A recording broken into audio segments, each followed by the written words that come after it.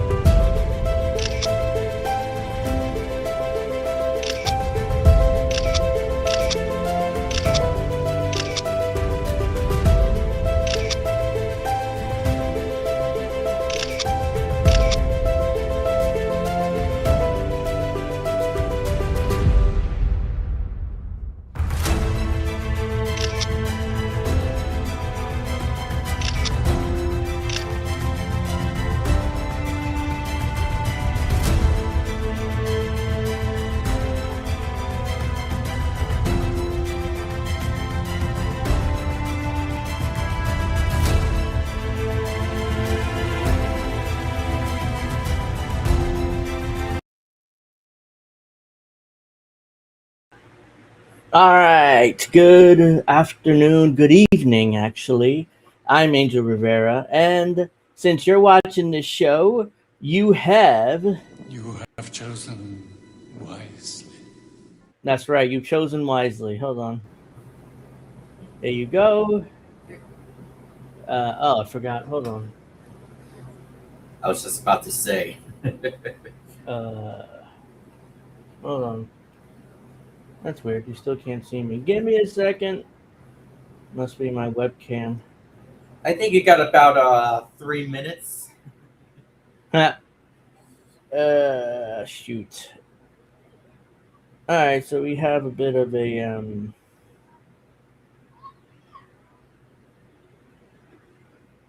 Hold on, I'm gonna have to close this out. Hold on. Oh, here we go. All right, Yes, we're he back. is building now. All right, here we go. Yeah, I don't know why my webcam kind of must have crashed or something. It's still acting up a bit. Let me see. Looks fine now. I don't know. Yeah, I mean, right now, yes, but I still saw a little pop up. Oh no, that's probably me moving it. So, all right, Witchy hopefully can come on in a moment because she was telling me she's feeling kind of exhausted. So, she said she can probably come on in a few. So, all right. So, oh, there she is in the chat. So, hopefully, so we got a lot to talk about this week. Let's see here. Let me You able look to at come what I on have. stuff? So we got update on Maduro and his trial dates. So I'm going to read this article, but I was reading it during the week, and it says. Did you see the article I shared in the group earlier today about Delcy Rodriguez? I tagged you. Oh yeah. I think I saw it. Yeah, I did. So the trial date for Maduro is June 1st, 2027. So we're looking at almost a year before his trial starts. Steph isn't coming on today, she just said, so. Okay, so that's fine. Let's see. So yeah, 2027 is his trial date. We'll get to that. Let's see. Trump rules out Netanyahu's arrest as U.S. escalates campaign against Iran. The House advances 2027 NDAA with the section to integrate the U.S. and Israeli military. So they're very likely to pass this and basically integrate or mesh together the U.S. and Israeli military. So people have a problem with Israel having control over the U.S. It's going to get worse now once our militaries are. But did you hear that Trump apparently collapsed before getting into a limo? Oh, really? I didn't see that. No. Oh, okay. Americans are. I'm sure you've also seen Mamdani posting the video that he's distancing from himself of being a socialist and praising Obama. I'm sure you saw that. No, I didn't see that, but I did see his clip, and I'm going to get to it a little bit later, where he backpedaled from arresting Netanyahu if he came to New York. So now all of a sudden he doesn't have the authority to arrest Netanyahu, and that was one of his key campaign promises when he was elected mayor, by the way. But we all knew that from the Fell for it again award. yeah, he's back. He's backpedaling from arresting Netanyahu. U.S. officials see closer ties with Trump ally Eric Prince in Haiti, formerly of Blackwater. So, yeah, Trump is tying himself to Haiti and to Eric Prince. Jesus, I just said Eric Black. Um, gas prices are going above $4, and yeah, so a lot more too. So, whoops, let's see here. Let's start off with. I'm not sure if you guys have seen this. Another reason why I'm playing it is because it's in the context of Israel and their propaganda. But I assume you've seen this, Alex, but I'm not sure if anybody else seen this. It's from Canary Mission, which they are. Hold on. That's the wrong one. No, I haven't seen that. Well, I saw that Ro Khanna was confronted by Jeremy Scahill. No, yeah, I'm talking about. Hold on, I have the wrong one. I think no, this is the right one. This is from Canary Mission. Oh God, they are. So I want to show this first. I just accidentally removed it. Hold on. Kyle fucking Kalinske.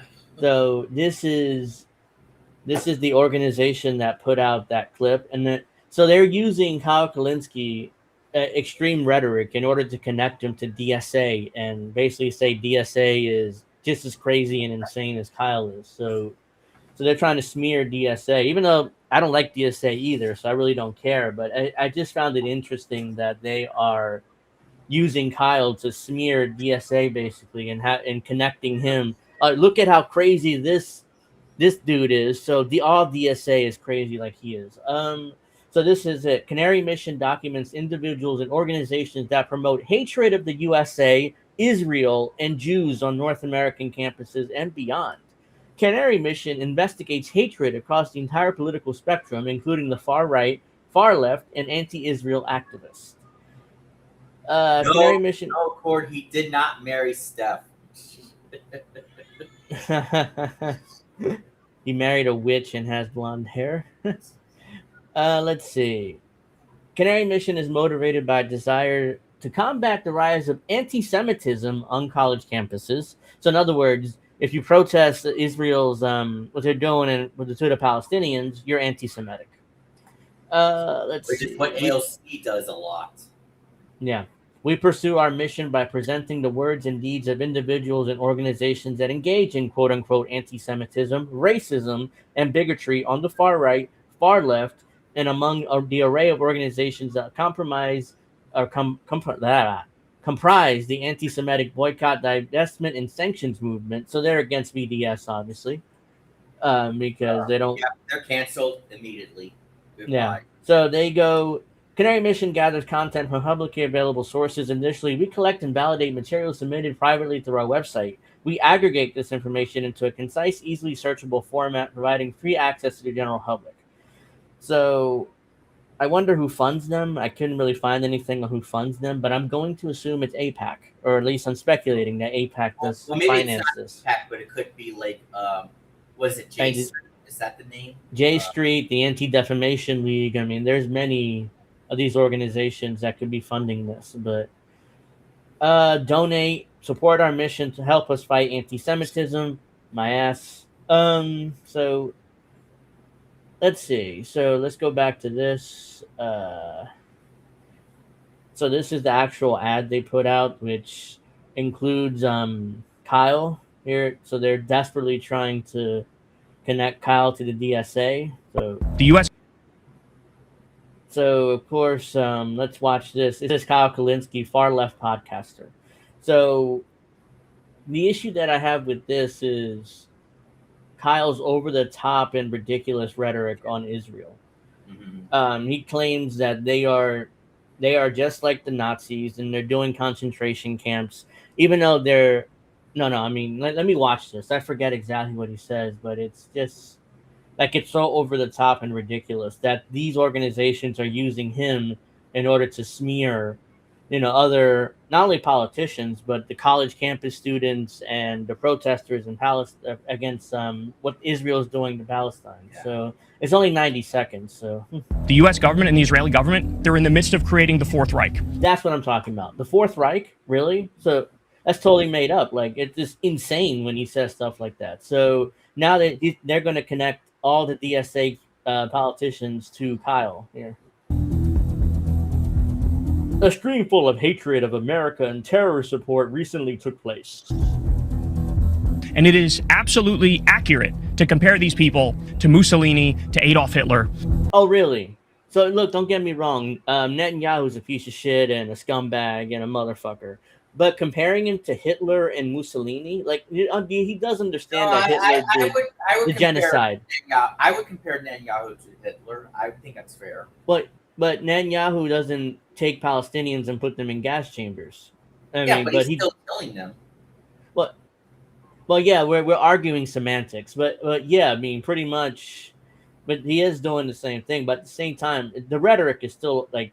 But over the top. he's probably the most evil guy right now. So I mean, I'm not going to disagree with that. Well, yeah, but I mean, I'm not defending Netanyahu with this. I'm just saying I think the rhetoric is a little too much, and it gives organizations like this a opportunity to attack him. Because a lot of attack not only him but all these politicians and the protesters. Because again, the normies don't know any of this. Normies just see this and like, oh, these are all anti-Semitic people, and they don't, their rhetoric is outrageous, and they move on, and it discredits the actual protesters that are, the BDS protesters and the college campus protesters that are fighting Israel and trying to get their colleges to divest from Israel.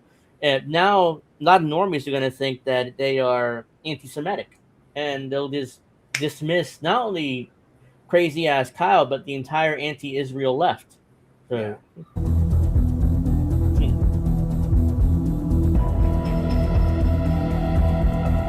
By the way, get a load of the evil music. Like you can tell that they're what they're going for here. Hey, Ro Khanna, are they out of their minds? Ro Khanna is like the most establishment politician. Ro Khanna supports Israel. Like what the fuck? Yeah, it's like, oh no, it's not enough though. You have to 100% support Israel. If you don't, you're anti-Semitic and you're evil and you hate Israel and you hate the Jews. So. We're governed by dead-eyed psychopaths and sociopaths and bloodthirsty imperialists. Wait. Psychopaths and sociopaths are two different things. Like, you can't just say we're governed by sociopaths and psychopaths. So, but whatever, that's minor. But again, the rhetoric is over the top. Like, a lot of normies are going to look at this like, yeah, this blonde-haired, ridiculous person is out of his mind and he's anti-Semite. So, the U.S. government and the Israeli government, they are the terrorists. Again, he's not wrong, but it's so over the top that a lot of normies are just going to say, yeah, screw, like, these are anti-Semites. Just hold on a second. Ellen, you can also watch this on YouTube instead of X under the Indie News Network channel. So, she's trying to share the X stream. I don't know why it's not popping up because I don't stream it on my. We stream on the Indie News Network Twitter. I don't know why you can't find it. It should, if you follow INN, it should be right on top. Yeah. But I could share it. I could put it in the chat. Where are we? Why can't I see it? It should be here. It says live. Hold on. Yeah, we're here.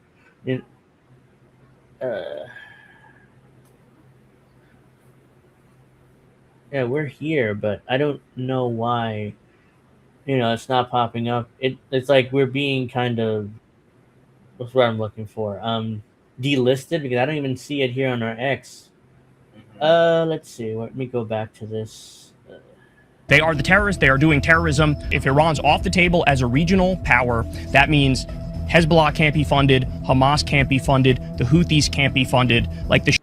Right there, he's implying that it's a good thing that Iran is funding all these quote unquote terrorist organizations, which again, it's it's the rhetoric that these organizations can use, like, oh, Kyle Kalinske support terrorists, and normies gonna be like, yeah, I mean, the entire left supports these terrorists. Yeah, Which, yeah, exactly. That's the wrong messaging there. yeah, exactly. He's implying that all these quote unquote terrorists are good, that Iran should be funded. That's him in a nutshell, by the way, right Yeah. there.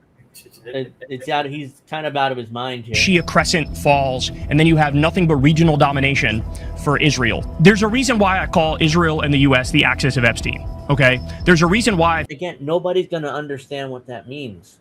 Yeah. Like, they see Epstein as like a child molester and a terrible person, but they're not gonna understand because most normies haven't followed the Epstein thing too closely, so they don't understand the connection between Epstein and Israel and Epstein and the U.S. They just understand he's a child molester and it's good that he's dead.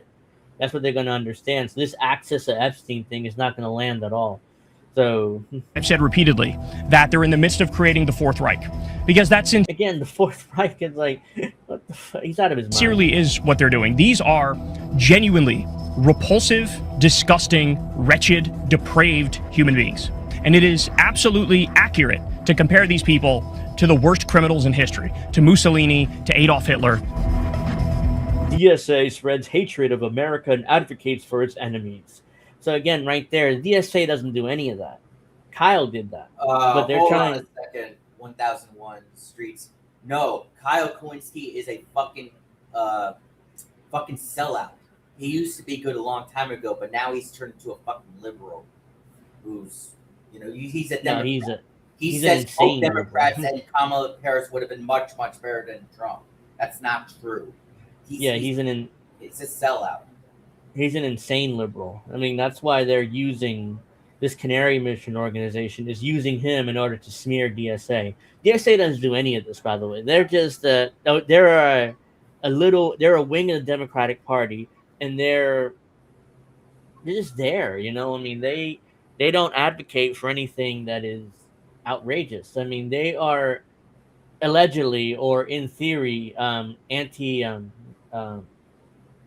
anti-Israel, I forget what's the word exactly. Zionist. Anti-Zionist. Thank you.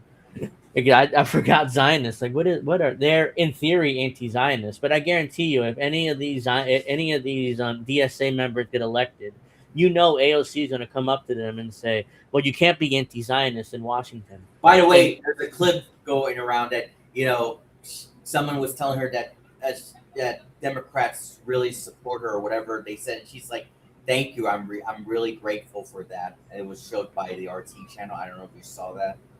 No, I wouldn't be surprised. Yeah, I did see something like that. I really didn't pay attention much, to it, but I'm not surprised. I mean, she's definitely running for president in 2028, so she's already positioning herself.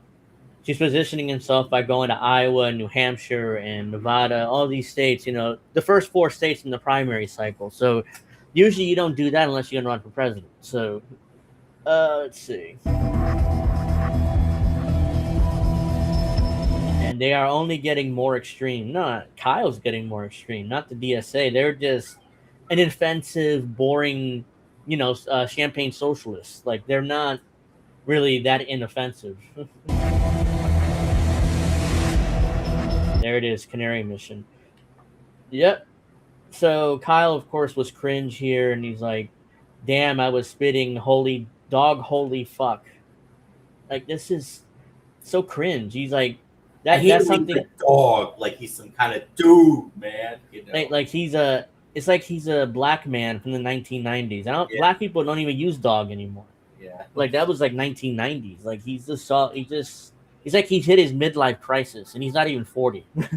It reminds me of that scene from the first Rush Hour movie when Jackie Chan's telling that bartender, he's like, "What's up, N-word?" Yeah. Yeah, and he's like, "What? What you say?" And he's like, "What's up, my N-word?" Yeah. And that's when they had that big fight at the bar, and Jackie Chan kicked all their asses. But let's see. So, yeah, that's that. I just wanted to play that. Let's see. Hillbilly Banjo says, "Smoke more of the weeds. That'll actually calm you down." So yeah, go ahead. Let's see. Accord Lord says it says far left. It's like, yeah, they're champagne socialists. They're not like far left. It also says why the fuck he got the Spaniard facial hair. He's had that since what 2022 or something. Yeah, what he does, he bleaches his hair blonde and he uses way too much just for men on his beard, so it just looks awkward. And it gets all over his brain as well. Yeah, so that's that. I just wanted to go over that because his rhetoric is just so over the top that people are gonna instantly dismiss him and dismiss the left too, quite frankly, because he doesn't have many subscribers as Cenk Uger's nephew, but he's still pretty influential on the left. So, or at least with the Democrat, or I should correct that. At least with a lot of blue no matter who Democrats, let's say. Yeah. Because he's not influential. Like Cenk Uger's nephew is he has a lot more influence because he's helped a lot of these champagne socialists win their primaries. So, let's see. So let's go to this one. Let's see. Voters wary of government ownership in companies as Trump administration takes equity stakes. So as we talked about earlier, or not earlier, but in past weeks, the Trump administration have been buying stocks and the companies and all these companies, Nvidia, Apple, they're just buying because they can only own a maximum of 10% of a company, but that's a big chunk of stock of a publicly traded company, and a lot of Americans going to see that as socialism. So that's why a lot of voters are like, "Nah, we're not in favor of this." The U.S. government has negotiated stakes in dozens of companies, including 10% share in chipmaker Intel, now worth tens of billions of dollars. Howard Ludwig right there. Yeah, that's it is. The Trump administration has defended the practice, but Senate Republicans have urged caution. To be even a lot of Senate Republicans are like, we don't know whether we want to do this or not. About half of Americans believe it isn't appropriate for the U.S. government to take ownership in U.S.-based companies. A CNBC New All-America Economic Survey found the finding comes as the Trump administration has negotiated 30 deals worth $27 billion in total. According to the Council on Foreign Relations, a nonpartisan think tank, they're definitely not nonpartisan. They are pro-establishment, pro-Democrat, pro-Republican establishment. That's what they are. And they like all the wars the U.S. has done and all these attacks the U.S. has done. So that's why it's really stupid when people say that Democrats are better than Republicans. No, they're the fucking same. Yeah, they're exact. They are people call the United States a two-party dictatorship, and no matter who's president, our foreign policy is exactly the same. Trump, Obama, Biden, the next president, whether it be J.D. Vance or Gavin Newsom, whoever ends up being, their foreign policy will be exactly the same, because the U.S. president doesn't really control foreign policy. That's the deep state, and that's the lifetime people in Washington. So, let's see. The finding comes. Okay, I already read all that. The more becoming, the administration has held talks with influential artificial intelligence startups, OpenAI, about a potential government stake when it goes public.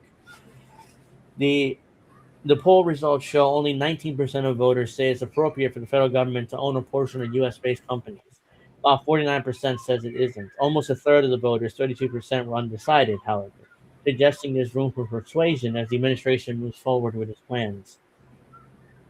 The poll also was conducted between July 8th and 12th with a nationwide group of 1,000 registered voters. Margin of error 3%. The poll was conducted in collaboration with Hart Research Associates and Public Opinion Strategies. Results were released Friday.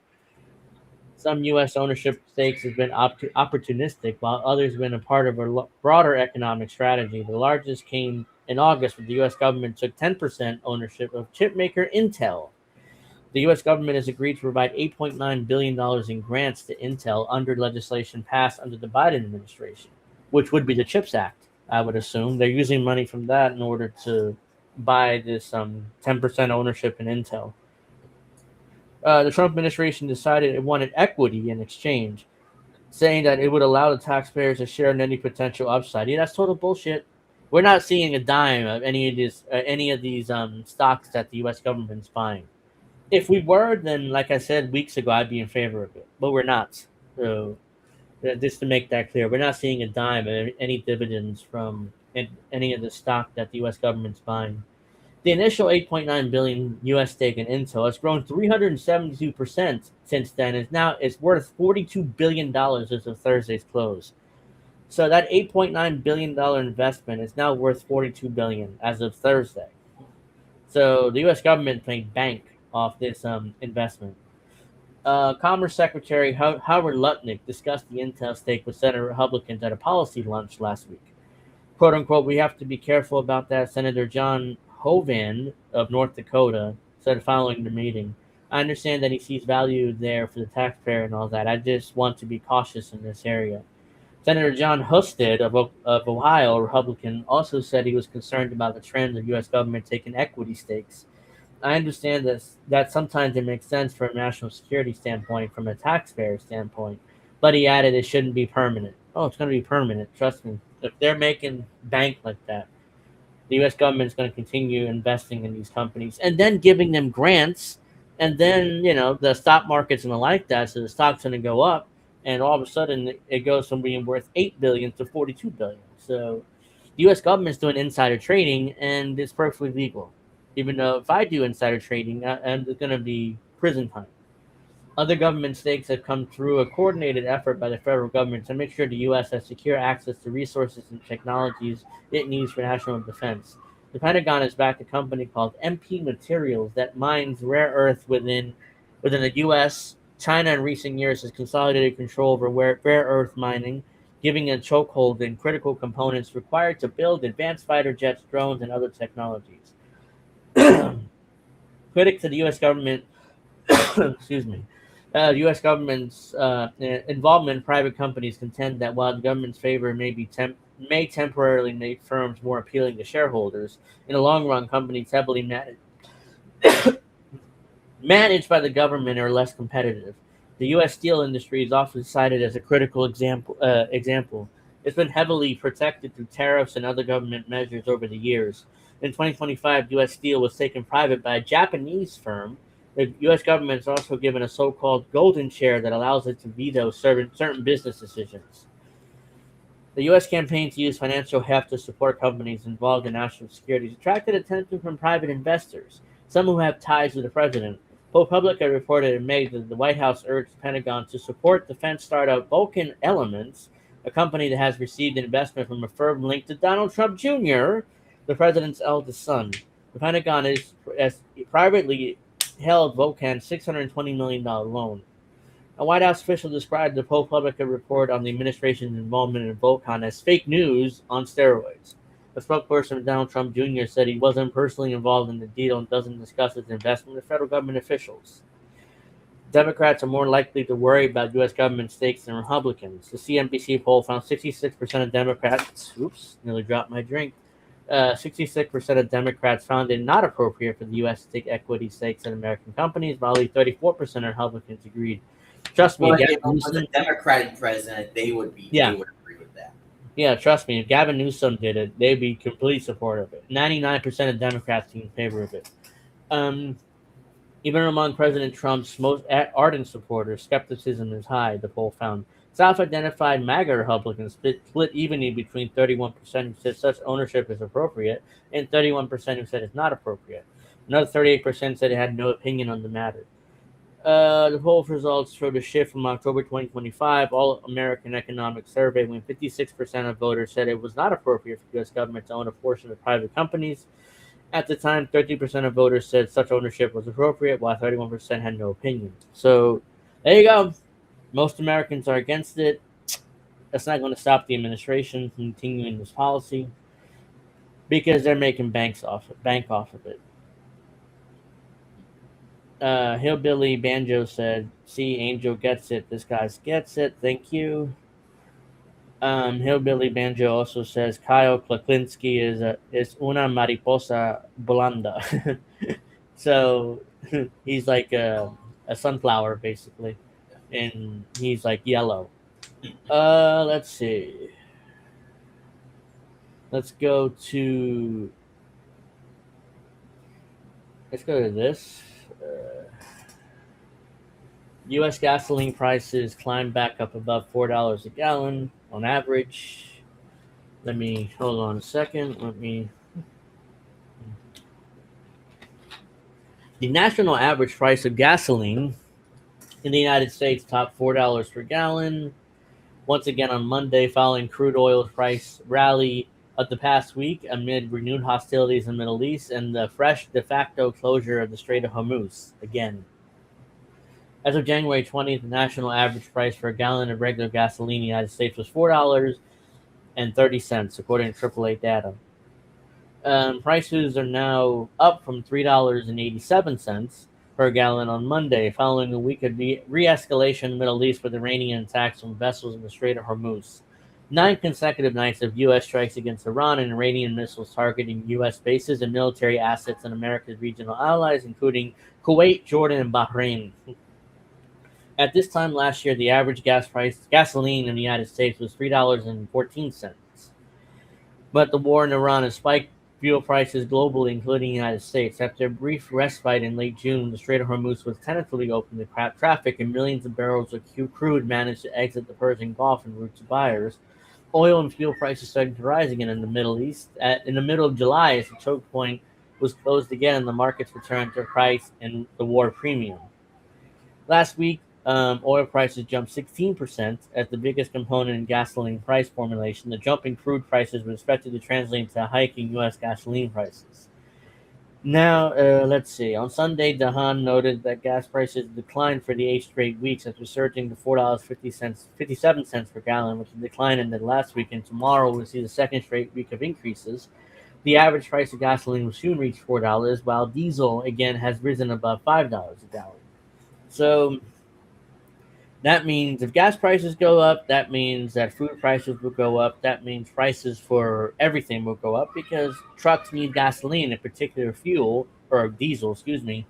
And without diesel, the more expensive diesel is, the more they're going to charge us for food and for groceries. The same thing for food and for clothes and whatever we buy at the store, basically. So yeah, that's not good. A court lord says gas prices went up to $5.85 here in Washington State. I assume your state has a gas tax too, just like we do here in New Jersey. So it's more expensive than what it should be. I saw on X a meme that said gas prices is $4 because we can arrest pets. So let's see here. Let's go to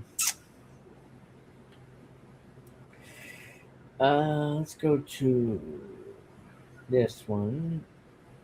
So this is from the Military Times. So our veterans deserve better inside the VA's nursing shortage. Not only is a nursing shortage, but the shortage of everything, including doctors and medical care and psychological care, which is very important for veterans suffering from PTSD. But there's a shortage of everything.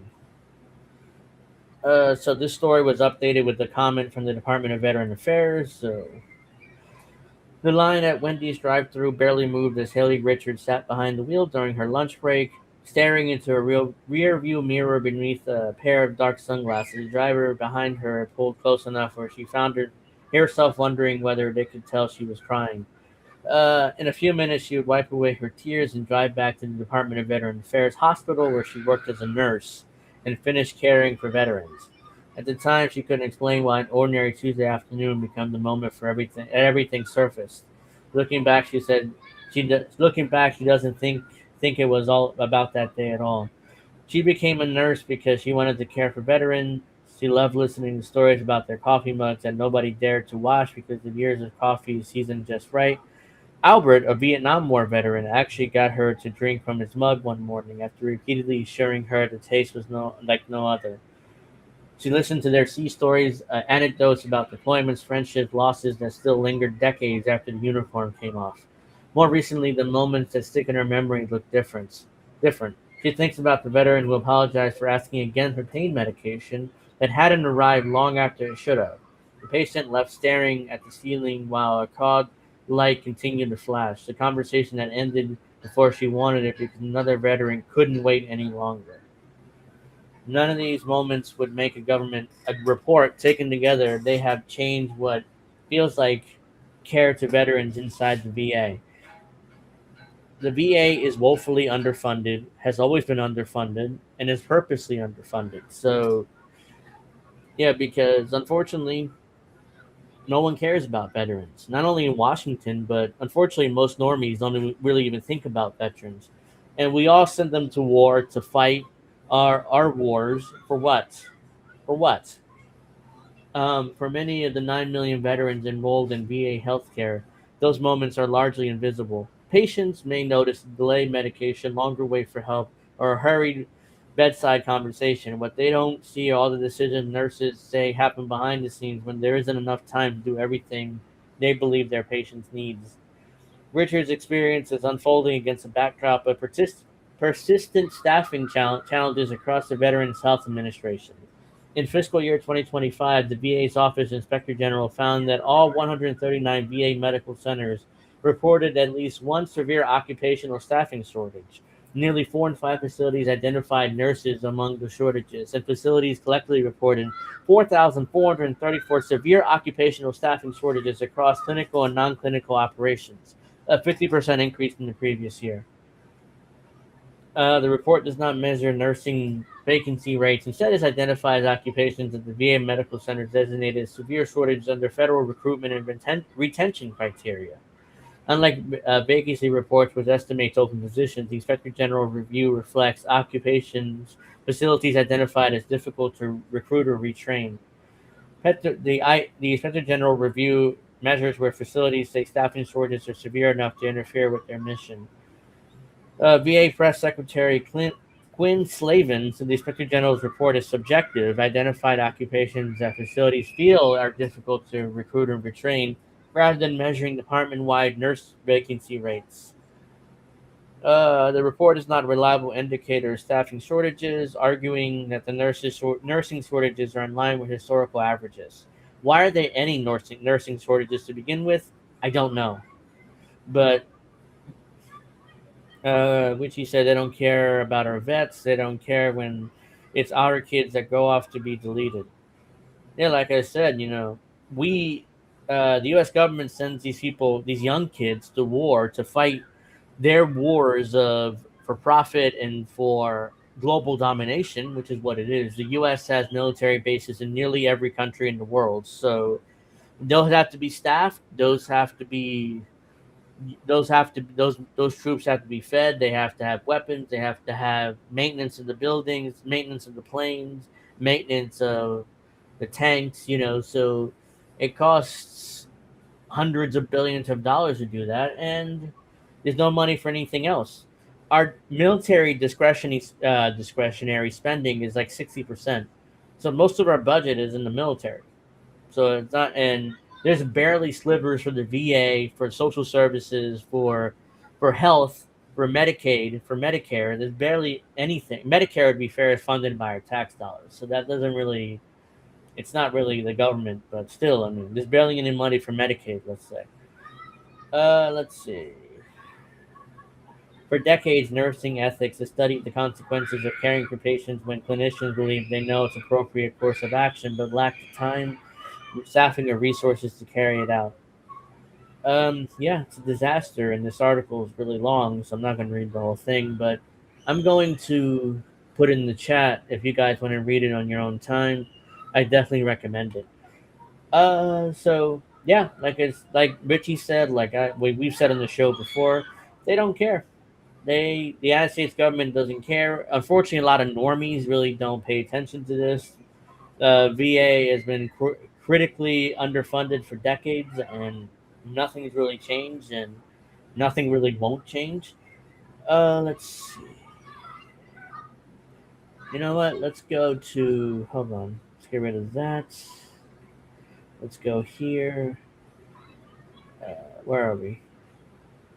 So yeah, it's a absolute disaster, and here we go. I want to get to where I forgot to. So Zorhan Mamdani does a complete 180 on his promise to comply with ICC arrest warrant of Israeli Prime Minister Benjamin Netanyahu. So on top is what he said during the campaign. On the bottom, this is when he's mayor. So that's As mayor, New York City would arrest Benjamin Netanyahu. This is a city that our values are in line with international law. It's time that our actions are also. Even though the U.S. is not a signatory to the ICC. No, it's time that we actually step up and make clear what we are willing to do to showcase the leadership that is sorely missing in the federal administration. It is now this is when he's mayor. clear that we do not have the independent legal authority to enforce this warrant. As mayor, So What with- happened?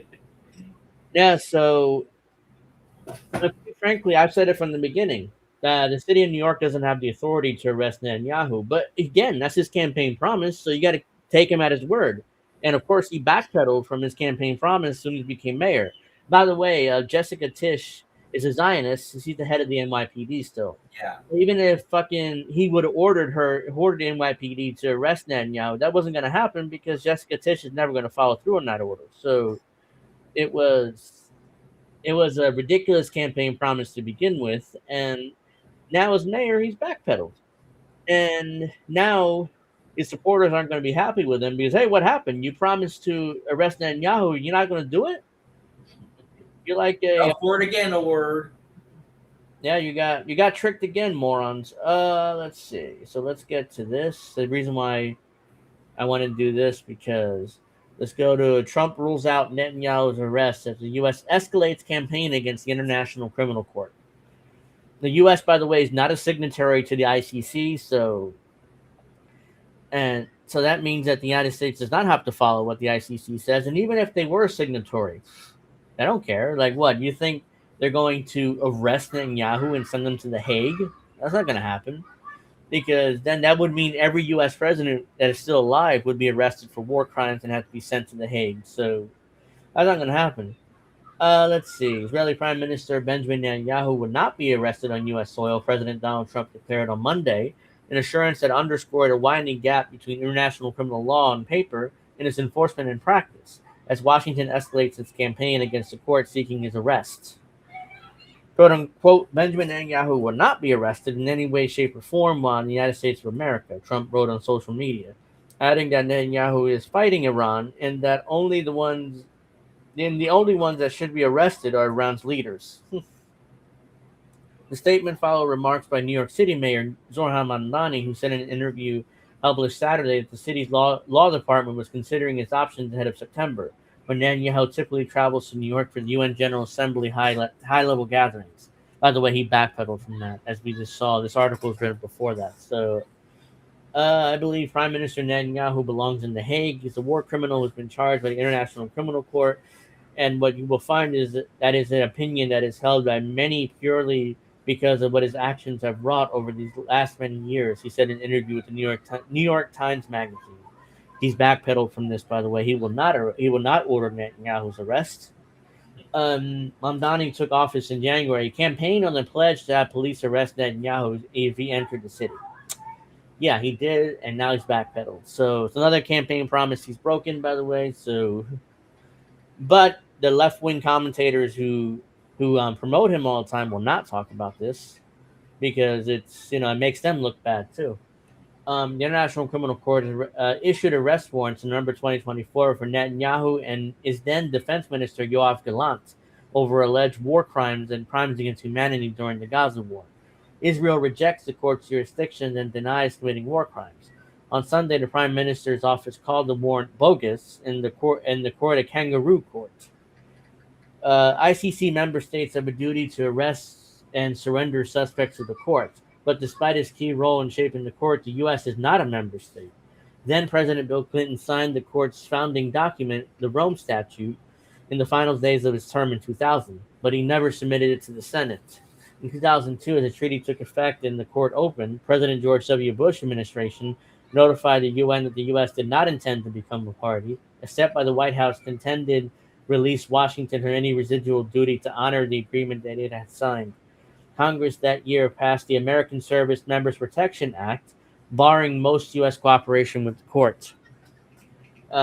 Israel is also not a signatory to the Rome Statute. The ICC can issue an arrest warrant for a national non-member state when the alleged genocide, crimes against humanity, or war crimes are committed after July 1st, 2002, in the territory of state party or a state that accepted the court's jurisdiction, or where the UN Security Council refers situations to the prosecutor under Chapter 7.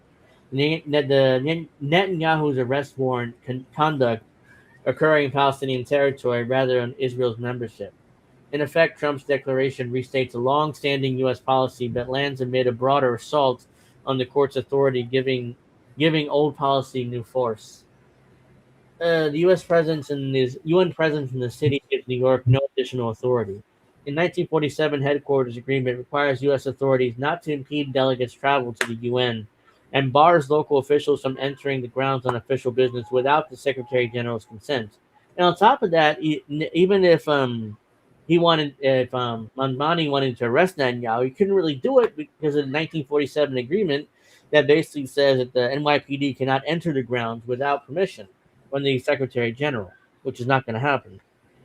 And I'm not sure if Mamdani knew this or not. Maybe he didn't because he's not that bright. But the district is not on foreign soil. U.S. law applies there. Customary international law grants sitting heads of government personal immunity from prosecution abroad. The principle of the International Court affirmed in 2002 ruling involving an incumbent foreign minister. U.S. courts defer heavily to the executive branch in such matters. Foreign policy is a federal power, and harassing foreign officials is a federal crime. The U.S. ambassador to the UN, Mike Waltz, cited these points Saturday, calling Mamdani's petition pure political theater. Which, by the way, is not wrong. It was definitely political theater by Mamdani to rile up his support base to vote for him more. Mamdani has not said what legal theory the city might invoke in the weekend interview, blah, blah, blah, so he backpedaled from this. The exchange follows an announcement a week earlier, and Secretary of State Marco Rubio outlined what the State Department called a whole-of-government campaign to disable the ICC, saying Washington would dismantle the court brick by brick as necessary. The plan completes sanctions, visa reconvictions, I can't read that word for some reason, and pressure on allies to withdraw. So, there you go. Accord Lord says, my son's JROTC teacher showed up to his 18th birthday party and asked him if he wanted to enlist. My son's mom told the guy off and made him leave. Well, there you go. Good. Because quite frankly, I don't think anyone should join the military. Let's see.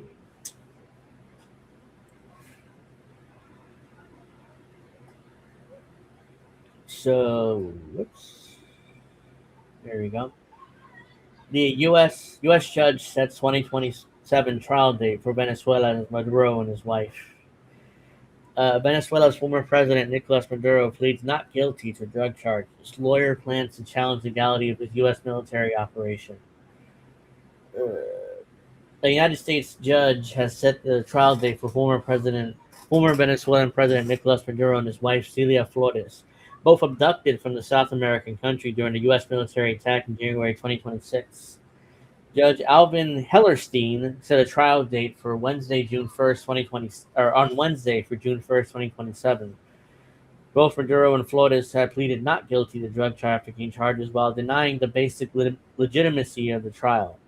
Neither spoke during the 15-minute court hearing. The administration of U.S. President Donald Trump has justified his military raid on Caracas in January and its abduction of the couple, widely termed illegal by international legal scholars, by alleging that Maduro was a part of a conspiracy to traffic cocaine into the U.S. as its capacity as head of state.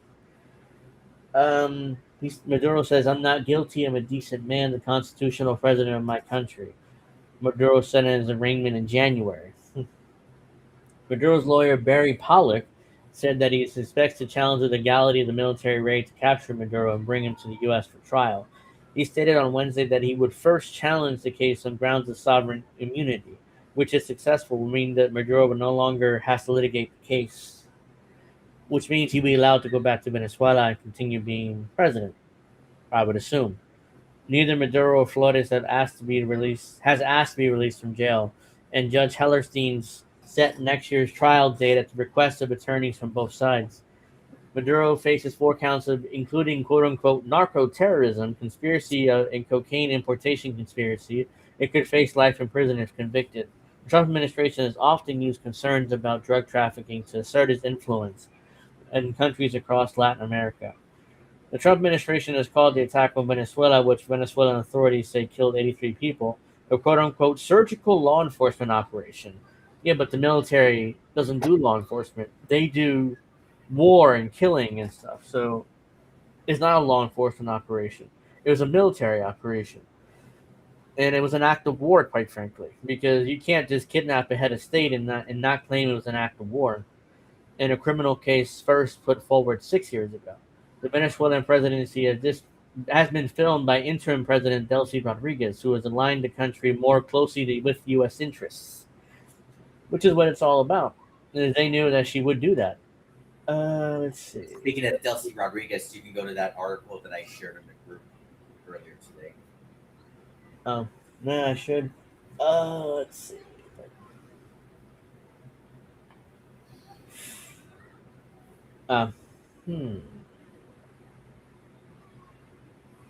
Venezuela cut ties with Israel 17 years ago, which was when Hugo Chavez was president, and Maduro's continued that policy.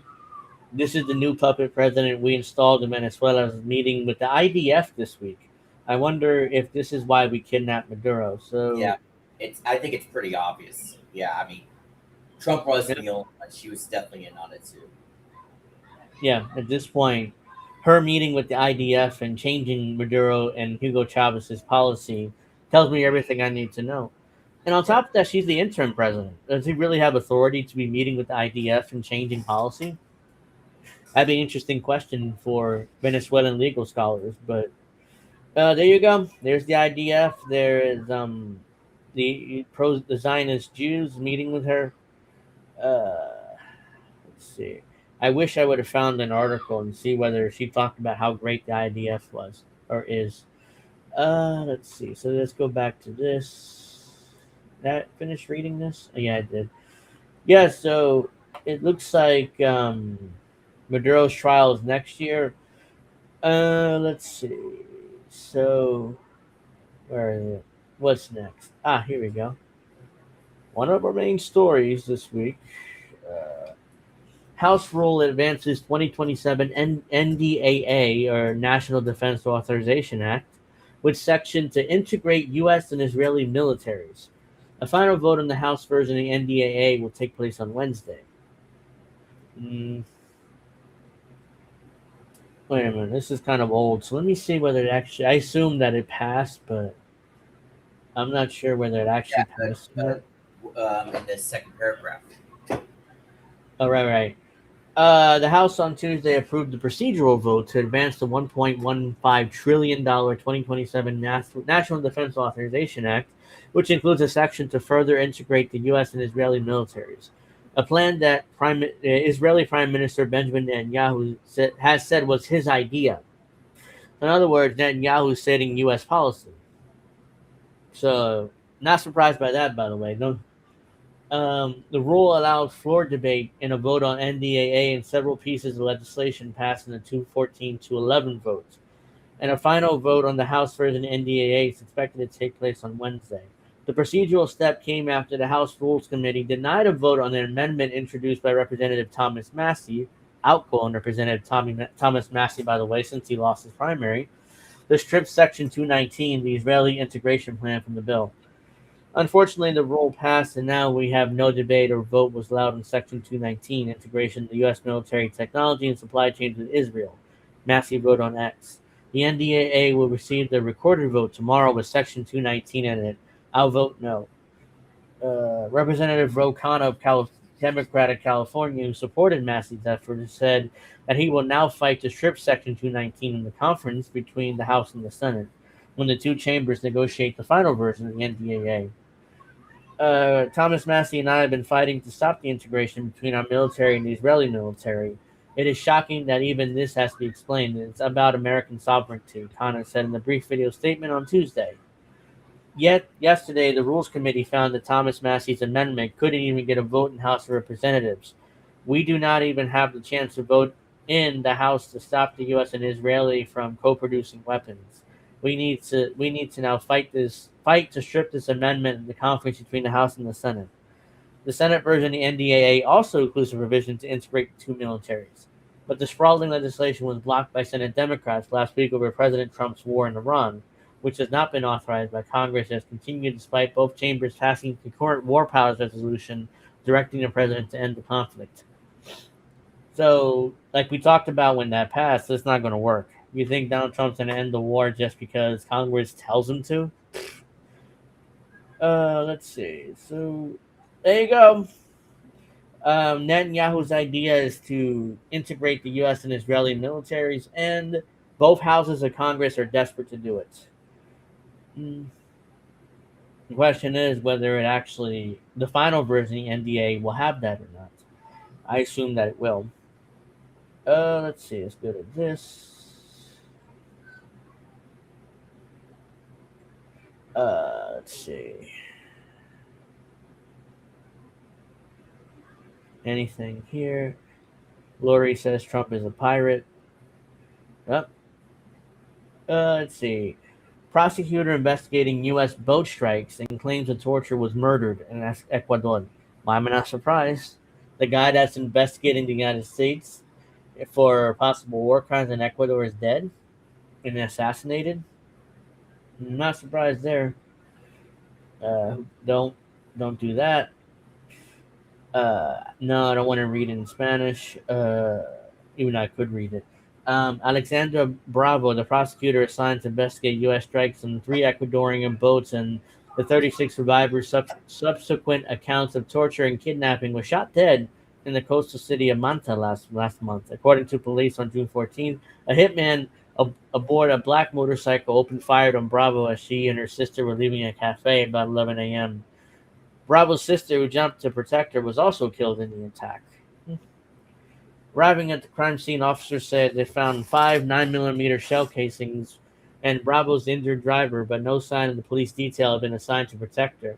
Oh, the police detail? They're gone. You're telling me it wasn't an inside job? That her police protection just disappeared all of a sudden? The police directorate, which operates entirely under the executive branch, has launched a probe to determine whether there was an internal security breach. Trust me, they won't find anything. They'll be like, oh, no, we did a good job. We just disappeared for reasons. Bravo's the 26th member of the Ecuador's justice system to be assassinated since 2020.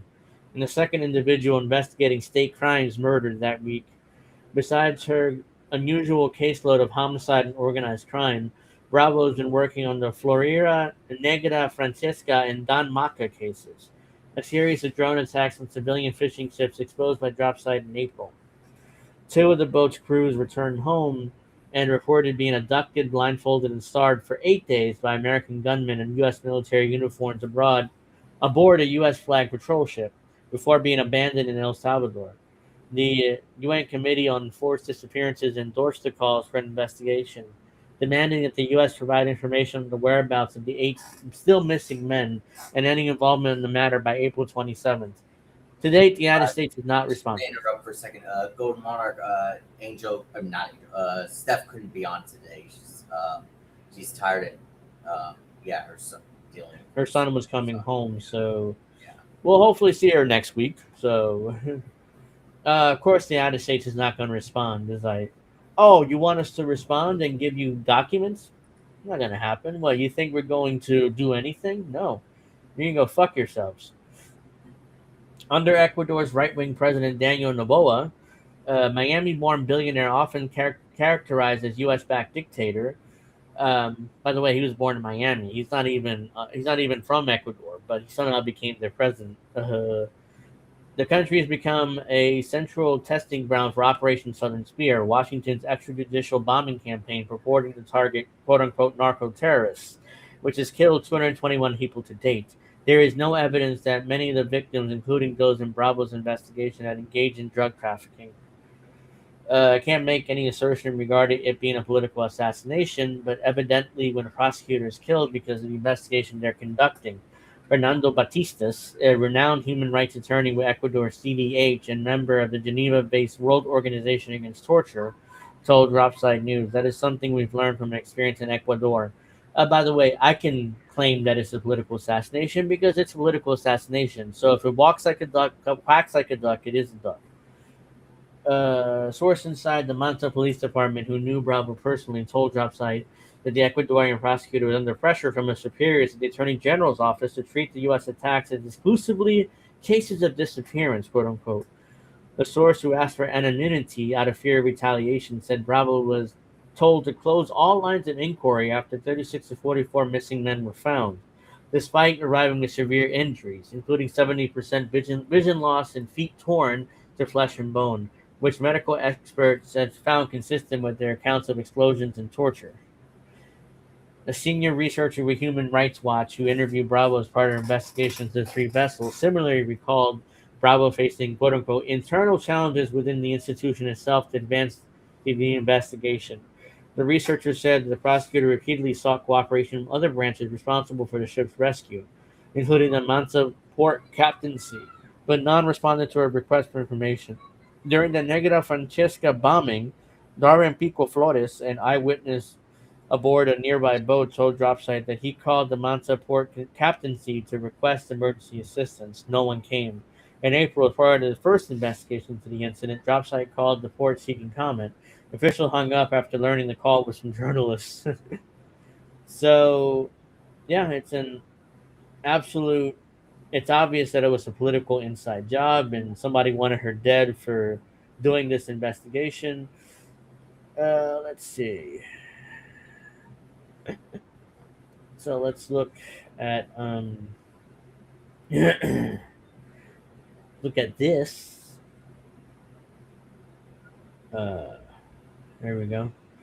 U.S. officials see closer ties with Trump allies, Prince security firm in Haiti. This is Eric Prince, formerly of Blackwater. U.S. security officials are planning closer ties with a private military company in Haiti run by Eric Prince, a close ally of President Donald Trump's and a top U.S. military advisor told Congress on Tuesday, as the rights groups raised alarm over civilians' deaths from drone strikes linked to the firm. Prince is the founder of the now defunct private military firm Blackwater, some of whose members were pardoned in 2020 for killing Iraqi civilians. His contractors have since been involved in Ecuador and the Democratic Republic of Congo.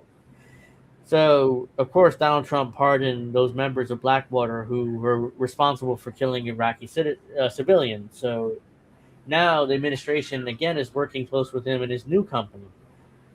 Prince's company, Vectis Global, has been operating in Haiti since March 2025, using drones deployed through Haiti's government-run task force to target powerful armed gangs that have seized large swaths of the country. Human Rights Watch estimates 1,242 people were killed by drone strikes in 141 operations between March 2025 and January 2026, including 43 civilian adults and 17 children, with a further 738 people injured, including 49 civilians. The rights group found that the number of operations and death toll increased substantially between October and January. The U.S. Department of Defense Colonel Justin Gorkowski, who co-leads an oversight team for the Gang Suppression Force, a UN-backed security force mandated to help police fight gangs, told the hearing's Haiti task force that was a tremendous partner and a task force officer would be embedded in the Joint Operations Center next week. We have coordination informally at all levels of command with Vectis Global and the Haitian task force, but we'll formalize the agreement partnership, he said, noting that there were currently no operational overlap. In the future, of course, as we shut down the gangs, the partnership will get closer.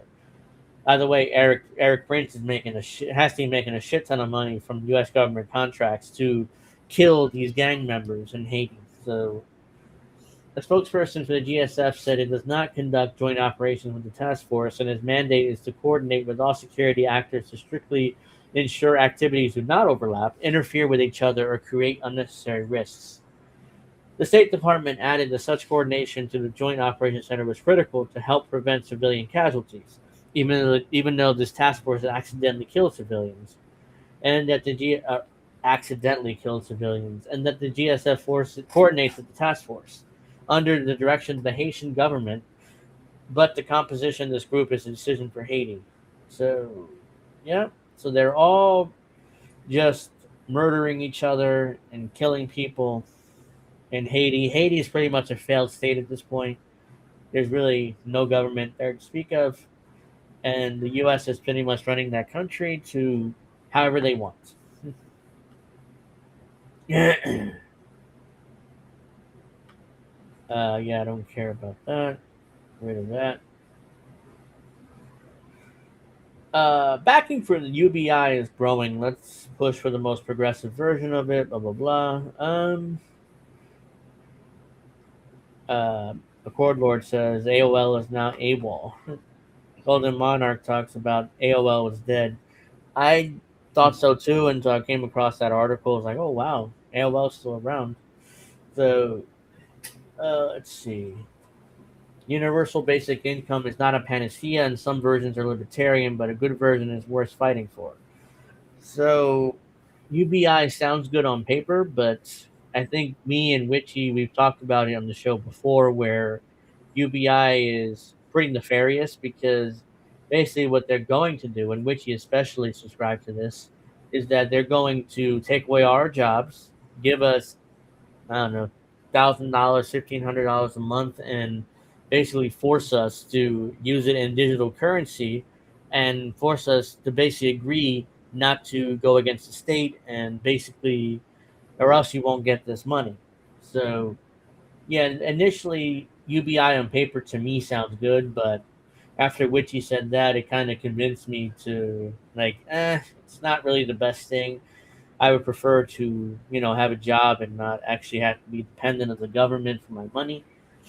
For that reason, the idea of universal basic income has now been around for decades, but is now growing in popularity as artificial intelligence threatens to make our economic future under neoliberal capitalism even more precarious. Yet, no one will argue that universal basic income is a panacea to capitalism evils.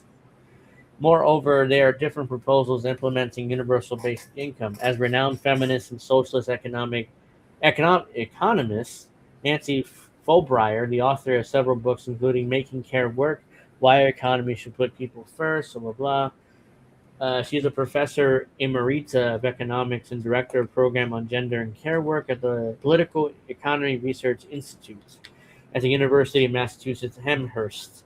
Acknowledges that given the balance of power between capital and labor in today's world, the obstacle of implementing a fully progressive version of such plans are enormous. Yet societies must care for the well-being of the citizens that are going to continue sustaining themselves.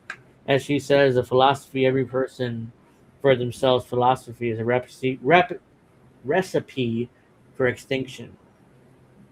This pretty much is an interview with her, talking about how important UBI is, but like I said, initially I was in favor of it, but now it's like, I would rather have a job and control my own money instead of getting UBI, which there's no guarantee that we'll get the most progressive version of it. Most likely we're going to get a more libertarian centrist version of it where they're going to try to control what we say and what we do and how we say it and how we do it. So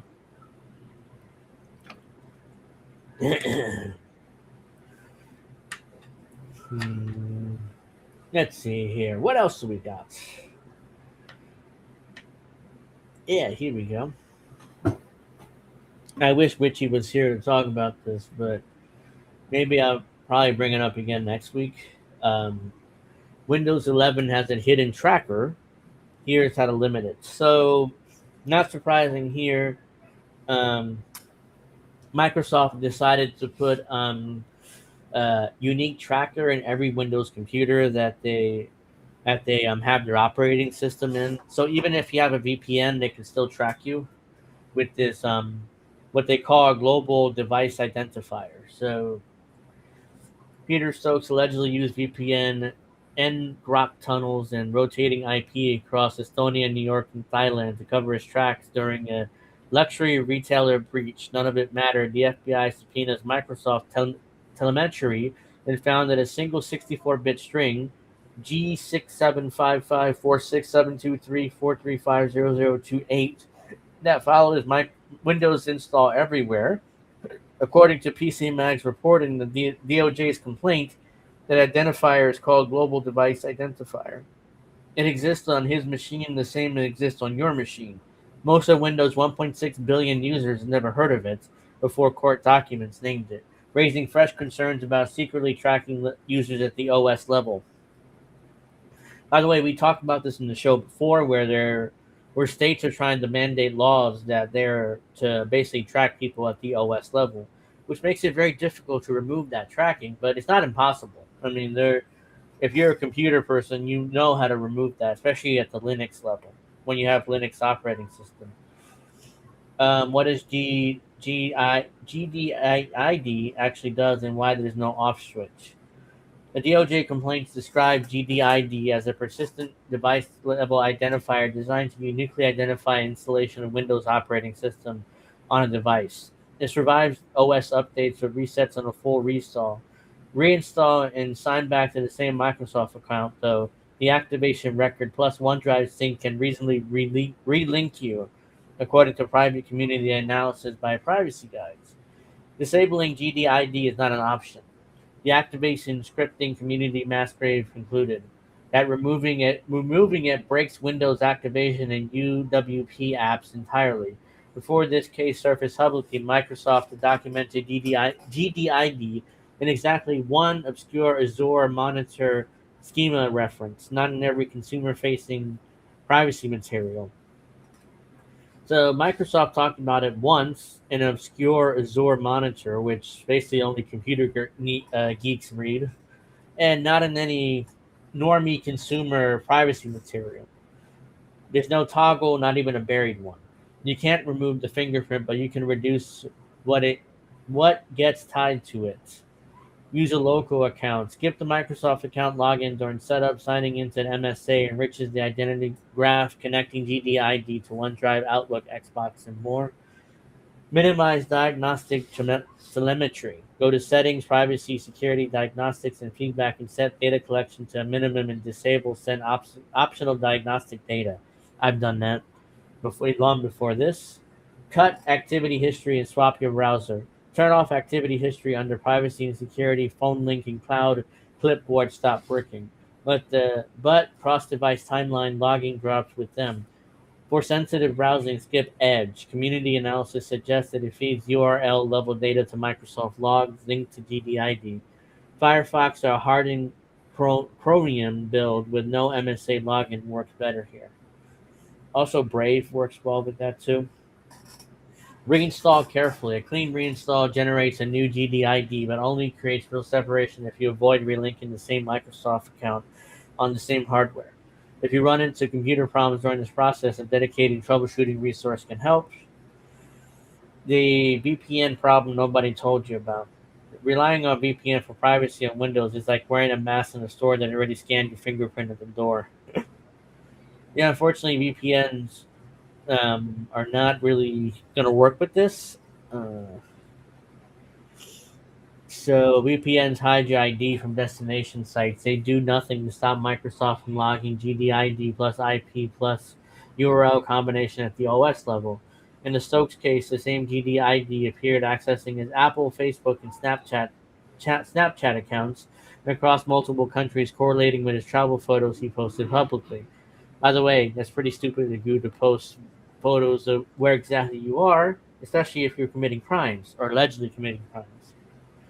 According to Tom's Hardware and Cyber News reporting on the complaint, privacy researchers describe GDID as behaving more of a covert traffic tracking beacon than a typical advertising ID. For journalists, activists, or anyone with serious threat model, the guidance from security researchers is pointed. Don't use Windows for sensitive work, especially given how a purpose-built surveillance app can compound these risks. Linux doesn't run a closed vendor-controlled device ID, feeling a proprietary cloud telemetry graph. Apple and Google at least expose their user-facing resets for advertising identifiers. Windows offers nothing equivalent for GDID. For most people, that is uncomfortable reality to sit with. Anyone For anyone facing real risk, it may be the reason to reconsider the platform entirely. So I have considered going to Linux myself, but I've not really pulled the trigger on that because I'm not sure if I found I found a Linux system that can actually play my games. So it's kind of an issue, especially when I'm trying to play Steam games. So I'm not gone to considering fully going to Linux, even though eventually I would like to do that. So that way I can avoid these Windows 11 trackers and trying to track me and everything I do on my computer. But hopefully I can find a operating system. I forget what they're called. Steph would know, but they're not really. They're different versions of Linux. So let's see. So we got. Oh wait, we got more here. Oh, excuse me.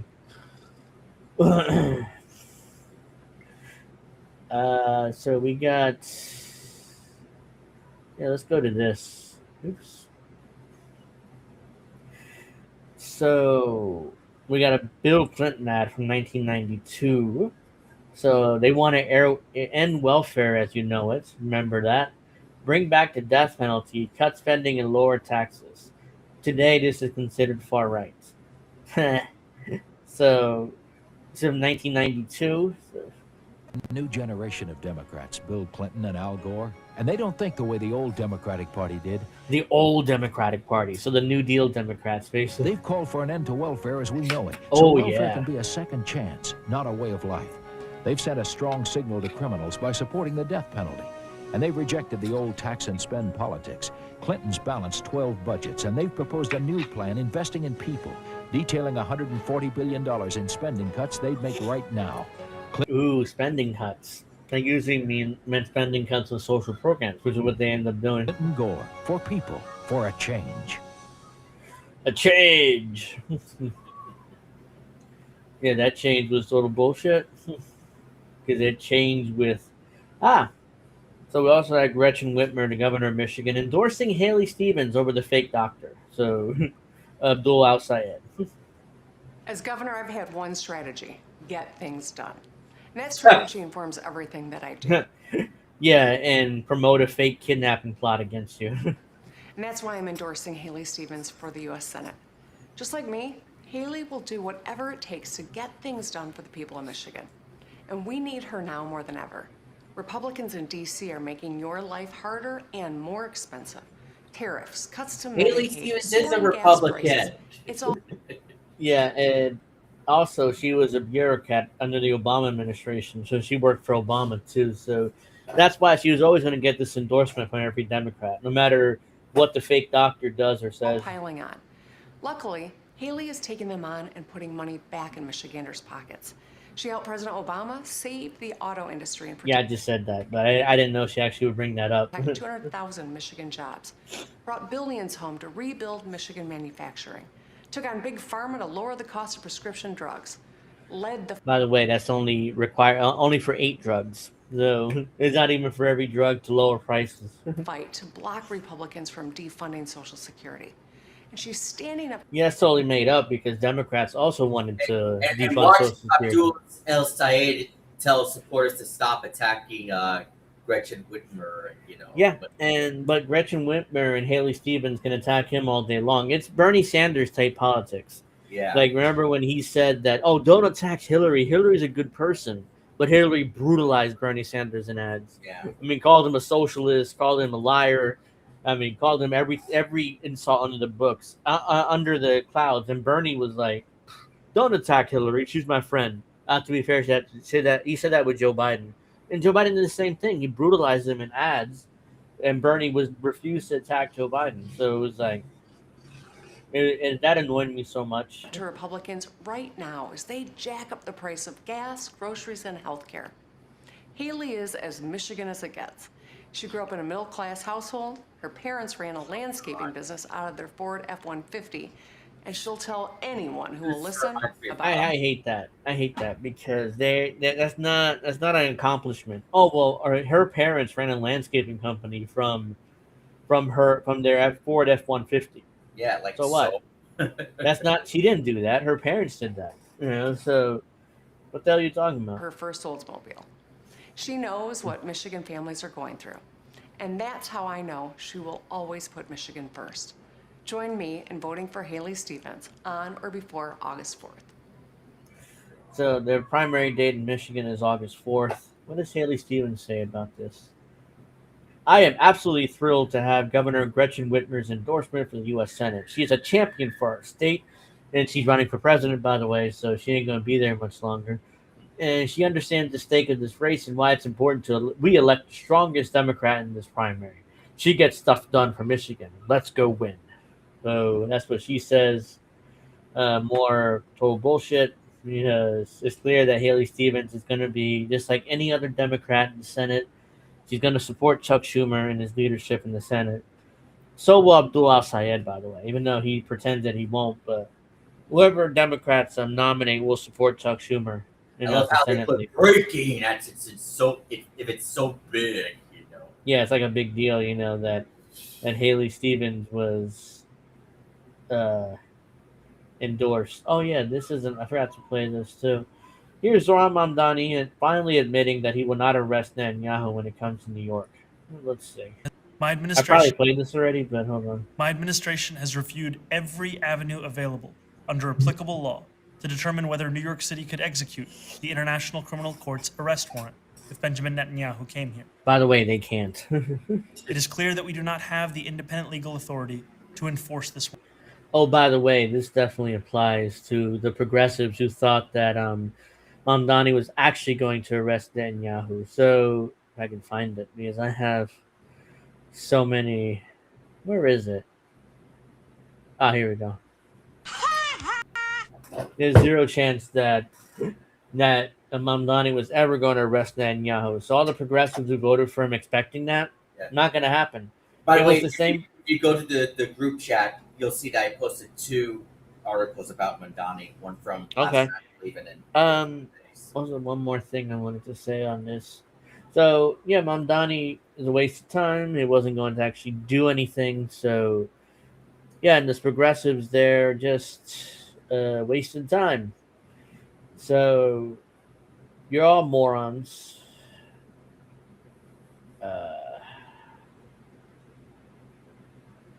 You posted it in the group. I don't think I see it. I don't know why I don't see it. Hold on.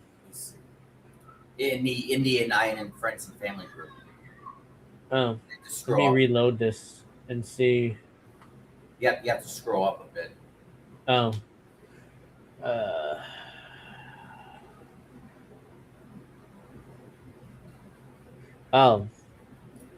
Oh yeah, I see. Let me play this first, and then we'll go to the Mamdani thing. I saw what you post. I think you posted this. Trump fell. Yeah. Mm-hmm. Okay, I didn't see this into this now. Oh wow. Let me mute that. I'm pretty sure it's copyrighted. Is this AI? It looks like it's AI, but let me see. Well, it's still hilarious that he fell. Yeah. Let's see. This video is AI. It's AI. Shit. This video is an AI-altered version of a real incident July 1st, 2026, where in the actual footage, Trump briefly stumbled and lost his footing while entering an SUV, but he did not collapse. It still matters, still.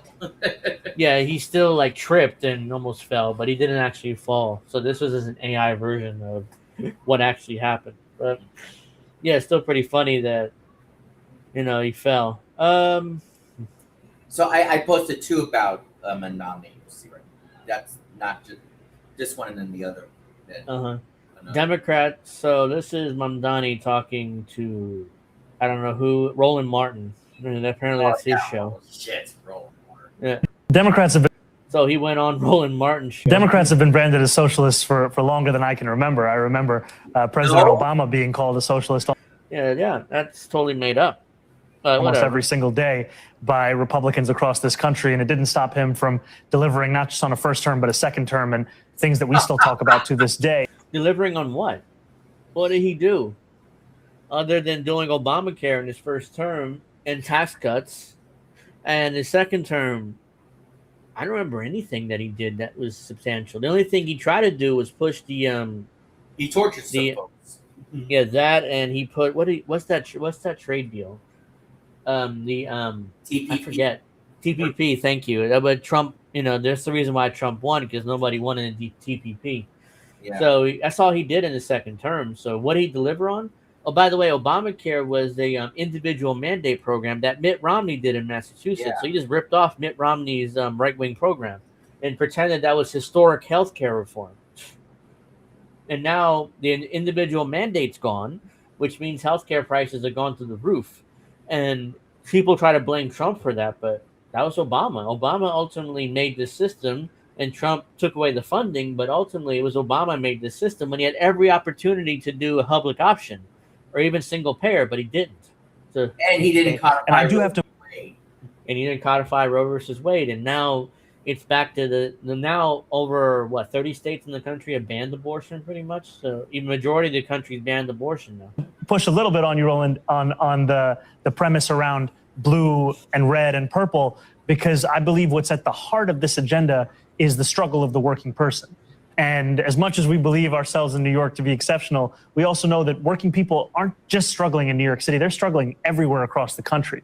And this You're not struggling. This message is about how can we ensure that when you work every single day, that you come home at the end of the day and you can actually afford to pay those bills for your housing, for your childcare, for your groceries. How do we reduce the distance between those two things? And here in New York City, we're talking. It doesn't mean anything. This is just flowery rhetoric. Like he just doesn't mean anything. It's like, oh, how do we reduce the gap between your money and your food? It's like, you haven't done anything as mayor of New York City. You didn't even do free buses, which you promised. It's like, oh well, for reasons we can't do it now. Maybe down the line. It's like talked about building more affordable housing, universal child care, city-run grocery. You didn't do universal child care either.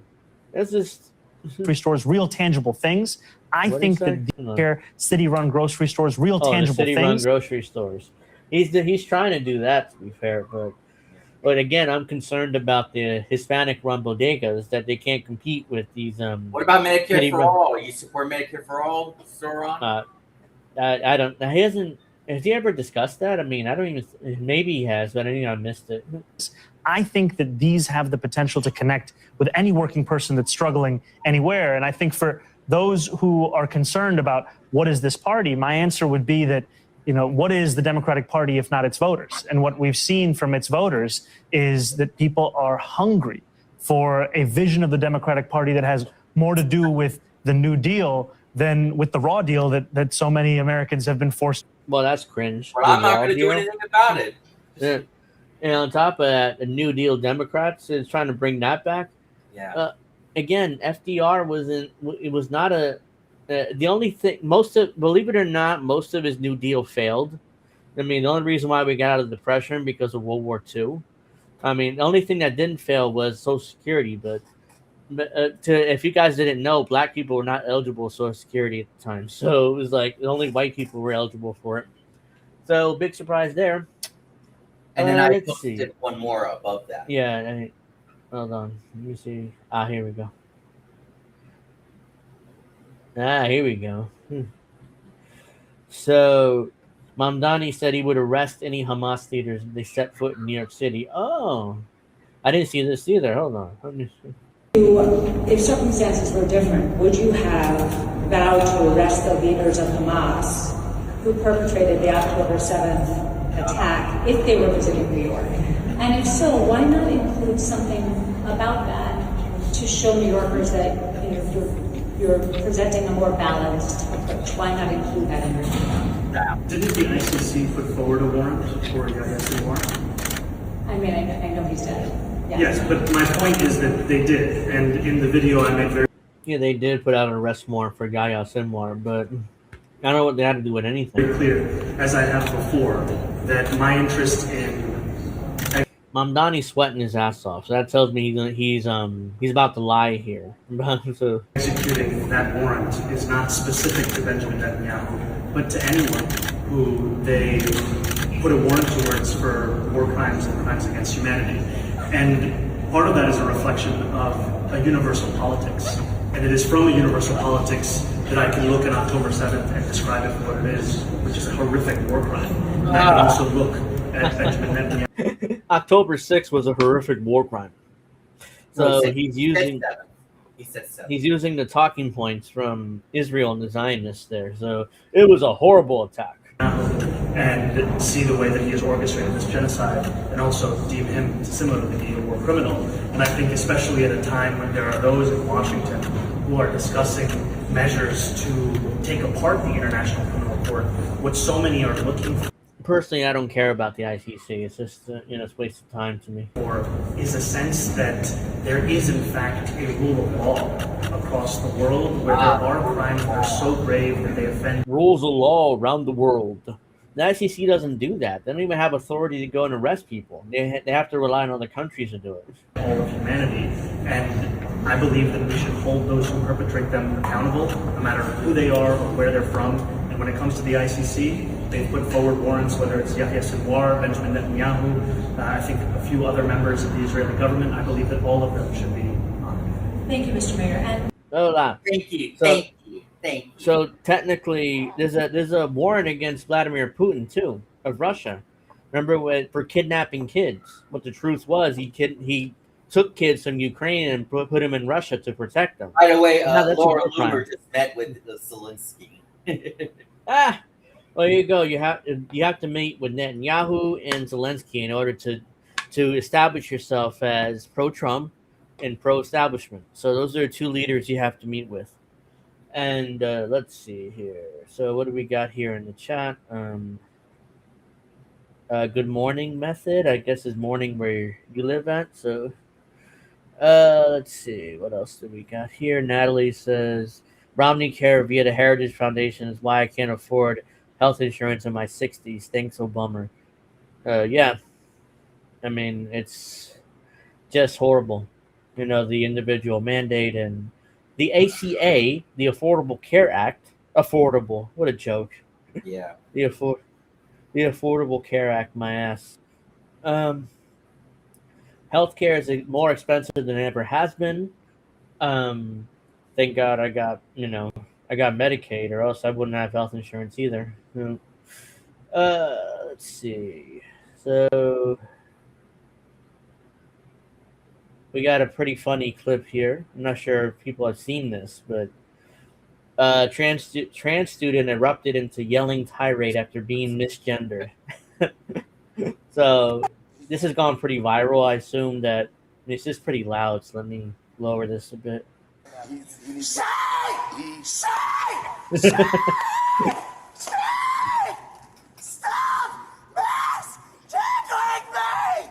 What's the problem? Body cam captures trans Florida student in explosive meltdown over misgendering before arrest. Why do you let those kids get away with this? They are not supposed to be here! If you don't lower your voice, I am going to put handcuffs on you and I'm going to take you to a Baker Act facility. You lower your voice. By the way, the Baker Act, most states have this. If you're having psychological issues, the government can Baker Act you, basically put you in a psychological hold for 72 hours. So most states do have Baker Act laws in their law book. So police have this power if they suspect that you're having a psychological episode. Try it. Is that a threat? Are you threatening me? Can we get another unit to deal with Jay Lee here? He is having a breakdown. Just say the right pronoun! What'd you say? Oh, mace. You're gonna mace her. Get down on the ground right now. No! You're about to get sprayed. No! Get down on the ground right now. Leave me alone! Please! Okay, are you gonna calm down? I want to No, it's too late now. It's too late now. That guy's smiling. Yeah,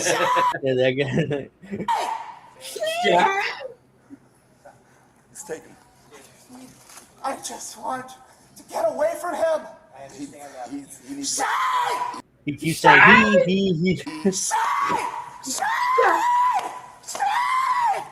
I have. Tickling me! Just say she! No. So he got arrested. Do not push me.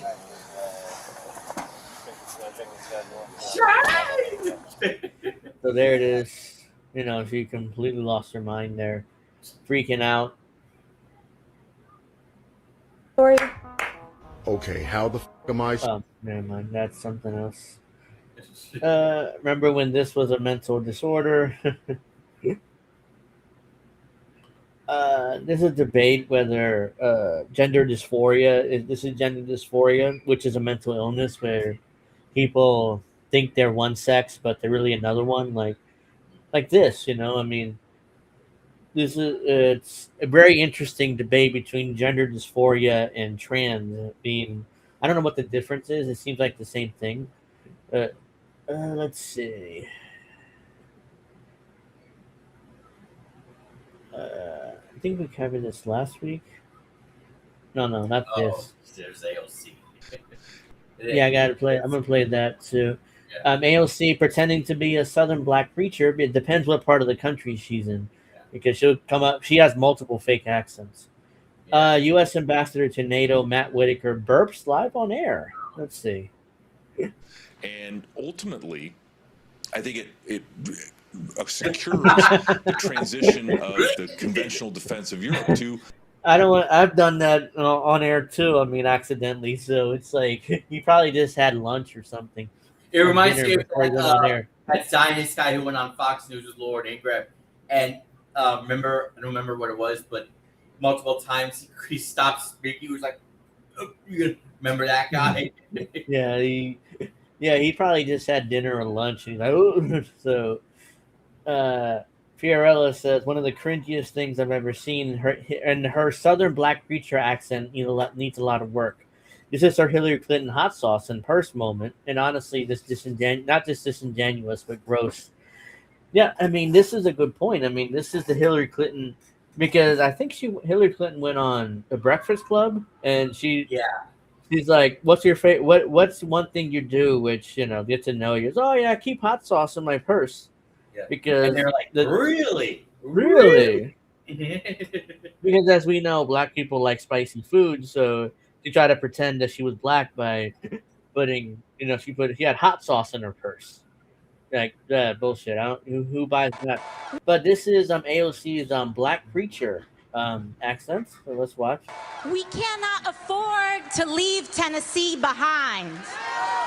We cannot afford to leave Kentucky behind, Alabama behind, Mississippi behind, Georgia behind, South Carolina behind. It's definitely a black preacher accent. Like I didn't see it, I didn't hear it until. It's definitely a black preacher accent. Like doing this for years. Yeah, he's like at first I listened to it. I was like, I don't really hear it, but now I do because it has like that black preacher accent, like trying to. I'll admit this right now. I know some of you might be calling me crazy for this, but at least when Hillary Clinton did that accent a long time ago, I'll admit it was kind of funny when she did it. I don't know if it was the voice. Yeah, it was. It was disingenuous, but at least it was funny. But AOC is just, she comes across as cringy and like desperate to get their support because she's running for president. Everybody, we all know this. She's traveling around the country endorsing politicians, and she's traveled to Iowa, New Hampshire, and Nevada, and South Carolina, the first 4 primary states. I don't know. Some guy running for a Democrat, I guess, running for Congress. Never heard of him either. So, by the way, look who's in the back. Mostly black people. So yeah, that's clearly. I assume Justin Pearson is black, but hold on. Let me see. Justin Pearson. But remember, AOC is all about identity politics. So. Oh yeah, this is him. Oh. God. So. Black dude with afro. I have an afro. Uh-huh. So this is Justin Pearson running that AOC's endorsed and is campaigning for. So yeah, she's definitely running for president. Where am I? Oh, here we go. I have so many tabs open. Let me get rid of a lot of these. Yeah, so she's definitely running for president. She's gonna be the Bernie Sanders of this cycle. So basically, she's gonna win some states.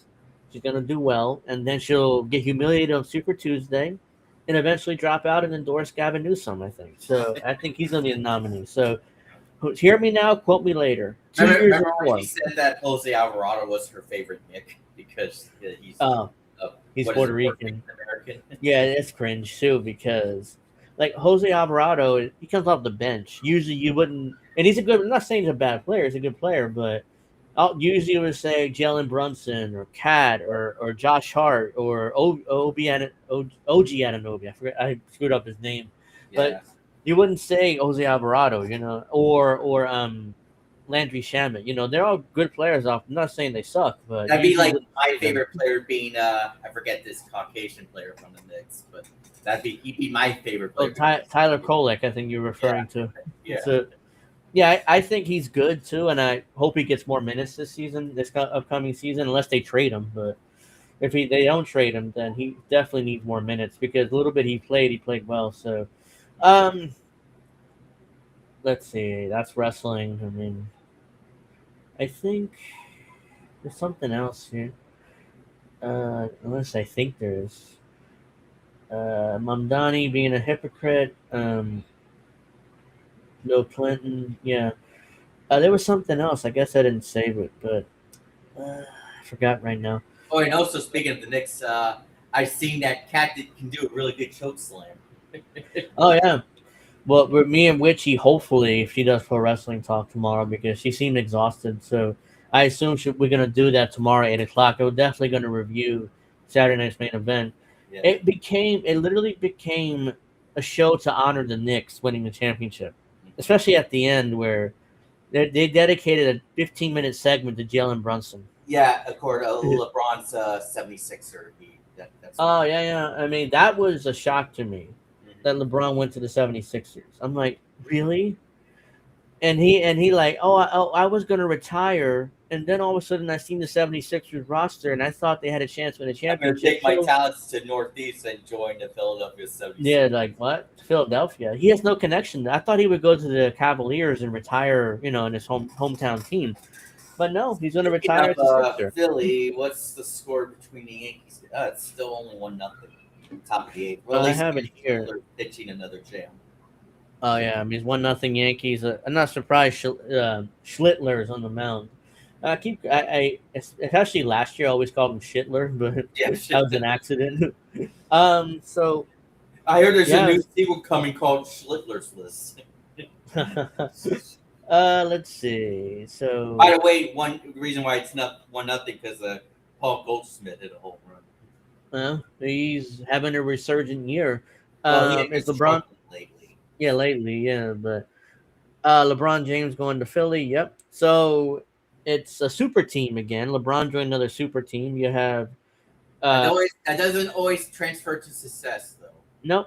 People are like LeBron and Embiid and Jaylen Brown and the point guard. I forget his name. The young guy, Maxwell or something.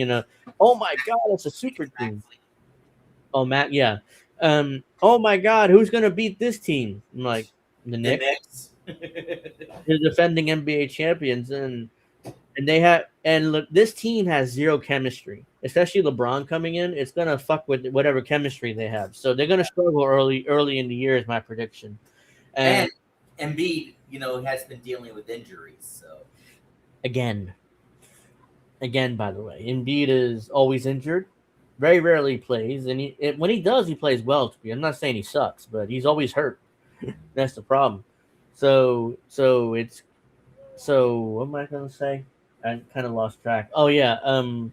So all of a sudden, it was the Spurs. Everybody fell in love with them, even though they got humiliated by the Knicks. Now it's the Sixers. Oh my God, LeBron joined the Sixers. Who's gonna beat them? No one's gonna beat them. LeBron is like what, 42? I mean, he has to decline eventually. Yeah. I mean, he was still really good last season, but he's a fucking flopper and complainer. He's like he has to have a decline eventually. So I wouldn't be surprised if he starts declining this season because he's comparing him to MJ. That's a joke. I'm sorry. If you want to debate Michael Jordan and LeBron James, it's not even close. Yeah, LeBron James doesn't suck. He's great. I'm not saying he sucks, but he's no Michael Jordan. And Michael Jordan won. He was undefeated in the finals, never lost once. LeBron James has lost in the finals more than almost any player in history. I mean, it's like his teams. So he has what, 5 or 6 championships, but he's been to the finals 12 times. He's lost the majority of his appearance in the NBA finals. So That's not Jordan-esque. The closest player to Jordan is Kobe Bryant. I mean, he's like the closest player you want to compare him to Jordan. Let's see here. So, yeah, we're definitely. When's the trading deadline? I know it's in August, but at some point in August. Well, either early. Oh yeah, they pushed it this year, didn't they? Yeah, I think it's in August. Yeah, early August is the deadline. So we're definitely going to do a Yankee stream for the deadline and review the deadline in the first half of the season. Also, where the fuck did the Red Sox come from all of a sudden? I don't know. Like they always somehow, they struggled mightily early in the year, and now they're back. It's like they're competitive again. The Blue Jays have absolutely struggled. They've been terrible this season. It's like, what the hell happened to them? They took the Dodgers to a game 7, and they were winning until that home run. I forget by who. Miguel Rojas broke. Yeah. No They were way. They were winning in game 7. I thought, oh my god, they're actually going to win this thing. Oh shit, as a home run, and the it's White over. Sox are still going to be in Chicago. It's just the Bears that are moving out. Yeah, so they're good. They're still going to be in Chicago. So Vladimir Guerrero Jr. especially has been abysmal. He's like, what, he had 2 home runs the entire year? I mean, I saw like he's either 2 or 3. I mean, he's been abysmal all year. Yeah. And people he was leading in the All-Star game voting over Ben Rice. I'm like, Ben Rice has been awesome. Yeah. Like, why? I mean, I think we talked about it briefly. It's like Vladimir Guerrero Jr. is a recognized name. He's just and Ben Rice isn't. No, he's a name now. He has 30 home runs already this season, 30 plus, and if he keeps it up, he's gonna hit over 40. So, by the way, hopefully we get Judge back. I know it's like, and Stanton. We haven't seen Stanton since April. Yeah, he just. I honestly think they might need to trade Stanton after this season. He just can't stay healthy. Yeah, I mean, he's going to be a legend, especially for that run, that playoff run in 24 when they went to the World Series. But ultimately, next year I think is the last year of his contract anyway. So chances are they're not going to pick up his option for 28. So I know he has one more guaranteed year, which is next season. And then 28 is his option. Like, there's no way the Yankees picking up that option. Yeah. So pretty much, even if they don't release him or trade him after the season, he's going to be done pretty much after next season. So Judge is not getting any younger. He's like 35, 34. So they got to win a championship, and soon, because Garrett Cole ain't getting any younger either. So it's like the Yankees are completely botched this core that they have. Yeah. Figure they should have won at least 1 or 2 championships. They won 0. So let's see. So we're gonna talk. But in early August, I want to do a stream. I gotta talk to David, make sure he knows. So what they need to do is trade Austin Wells and Anthony Volpe. Oh my God. Anthony Volpe is abysmal. Yeah. I mean, he's not a big league shortstop. He's not. I don't think he's even a big leaguer. I don't think he belongs in the majors at all. Yeah. I mean, I forget who. I think John Boy shared this stat. He's the only player in Major League Baseball history to have a career 220 batting average and a 280 on base percentage in over 10,000 plate appearances or 9,000 plate appearances. Man. He's the only one. He's abysmal. He's not a big league player. People thought he'd be the next Derek Jeter, but he's like, no, he's not even anywhere near Derek Jeter. And then, of course, Austin Wells. I mean, Austin Wells is... Oh, he's abysmal. Yeah, he's good defensively, but he's just abysmal at the plate. Yeah. I mean, and unfortunately, this is not 1996 where you can be abysmal at the plate, but great defender and catcher and be fine. Yeah. This is a new era of baseball where all 9 guys need to be able to hit. This isn't like 19. Rid of Camilo Duvall and what's his name, Jake Bird. Yeah, I'm done with Duvall. I mean, I'm like he's just abysmal too. I mean, he's ass. I'm done with him. I mean, he's like, oh, he's a former closer of the Giants. He was great at one point, but he's not great anymore. I mean, he's just ass. He's abysmal. I hope the Yankees. Mason Miller is. Oh yeah, I was just gonna bring him up. I hope the Yankees get him from the Pirates. They need to give up. If they need the Padres sending in the Pirates. I butchered that, but yeah, the Padres. The problem is I don't know if he want to be the setup role. So well, most likely, what's his face is going to be a setup guy. Who's closing? David I forget Bednar? his name. Yeah, Bednar probably going to be the setup he's guy. so good as the closer lately. I just don't know if you can take him out. Yeah, I mean, I see that, but if the Yankees get Mason Miller, who's arguably the best closer in the game right now, I don't see how Bednar keeps that closer job. He's probably going to end up the setup guy, which, I wonder how he feels about that. I mean, I'm not sure when he's a free agent, but if he's a free agent after the year, he could fuck off pretty easily. So even though he's been good lately, I mean, he's been great lately, but yeah, Mason Miller's better. It's like, if the Yankees get him, they're probably gonna prefer to have Mason Miller in that spot. So I would like to see George Lombard Jr. in the majors and take Volpe's place, but Brian Cashman and the Yankees are pretty stubborn. Once they make a decision, they stick with it. Yes, you see with Volpe, he's been abysmal his entire career in the majors, and again, I don't understand how he won that Gold Glove in his rookie year. He was abysmal defensively, even in his rookie year, and he still won that Gold Glove. It's like, how did that happen? Because I looked at his defense, I watched a lot of those games, and he was abysmal. And then I find out after the year he won the Gold Glove. Based on what? He was abysmal. I mean, but whatever, he's a Gold Glove winning shortstop. But his defense ever since been abysmal too. So it's not like it was just a rookie slump. He sucks. If you're a Yankee fan, you know that he sucks. He's not a big leaguer. Like, the Yankees should just release him because nobody's going to want to trade for him with those numbers that he's put up. Like, who's going to trade for Anthony Volpe? It's like, hey, we're going to offer you Anthony Volpe. It's like we probably give that guy a minor league deal at best, or maybe a spring training invite, but we're not going to put him on our big league roster. Like, he's been just abysmal. Cord Lord says baseball is a meth sport. I don't know what you mean by that, but he also says sports ball is fun. Yeah, I know. I mean, I have nothing else to really talk about, which is why we ended up on sports. That's what Snow Himbo replies sometimes. He's like, "Yay, sports ball." Yeah. I know. I don't really have much else to talk about, which is why we ended up on sports. But yeah, so we're trying to kill off a few minutes here.